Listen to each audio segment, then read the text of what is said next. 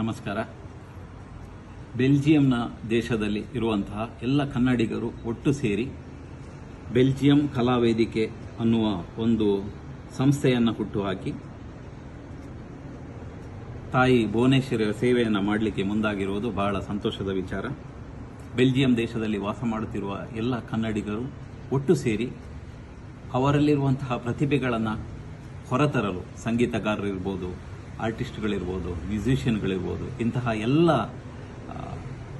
ಮಕ್ಕಳಿಗೆ, ಪ್ರತಿಭಾನ್ವಿತರಿಗೆ ಒಂದು ಅವಕಾಶ ನೀಡಲು ಈ ರೀತಿಯ ಒಂದು ಸಂಸ್ಥೆಯನ್ನು ಹುಟ್ಟುಹಾಕಿ ಬೆಲ್ಜಿಯಂ ಕಲಾ ವೇದಿಕೆಯ ಮುಖಾಂತರ ಅವರಿಗೊಂದು ವೇದಿಕೆಯನ್ನು ಕಲ್ಪಿಸಿ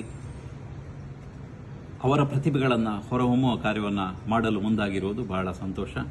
ಇದಲ್ಲದೆ ಹಬ್ಬ ಹರಿದಿನಗಳಲ್ಲಿ ಯುಗಾದಿ ಇರ್ಬೋದು, ದೀಪಾವಳಿ ಇರ್ಬೋದು, ಅಥವಾ ಇನ್ನಾವುದೇ ಹಬ್ಬದ ಸಂದರ್ಭಗಳಲ್ಲಿ ಎಲ್ಲ ಕನ್ನಡಿಗರನ್ನು ಒಟ್ಟು ಸೇರಿಸಿ ನಮ್ಮ ಸಂಸ್ಕೃತಿಯನ್ನು ಬೆಲ್ಜಿಯಂ ದೇಶದ ಜನರಿಗೆ ಪರಿಚಯಿಸುವುದು, ಅದೇ ರೀತಿ ಬೆಲ್ಜಿಯಂ ಜನರನ್ನು ನಮ್ಮ ಭಾರತೀಯರ ಜೊತೆ, ಕನ್ನಡಿಗರ ಜೊತೆ ಒಟ್ಟು ಸೇರಿಸಿ ಒಂದು ರೀತಿಯ ಸೌಹಾರ್ದವಾದಂಥ ವಾತಾವರಣವನ್ನು ಸೃಷ್ಟಿಸುವ ಒಂದು ಮಹೋನ್ನತ ಉದ್ದೇಶವನ್ನು ಇಟ್ಟುಕೊಂಡು ಈ ರೀತಿ ಒಂದು ನೋಂದಾಯಿತ ಸಂಸ್ಥೆಯನ್ನು ಆರಂಭಿಸುವುದು ಬಹಳ ಸಂತೋಷದ ವಿಚಾರ.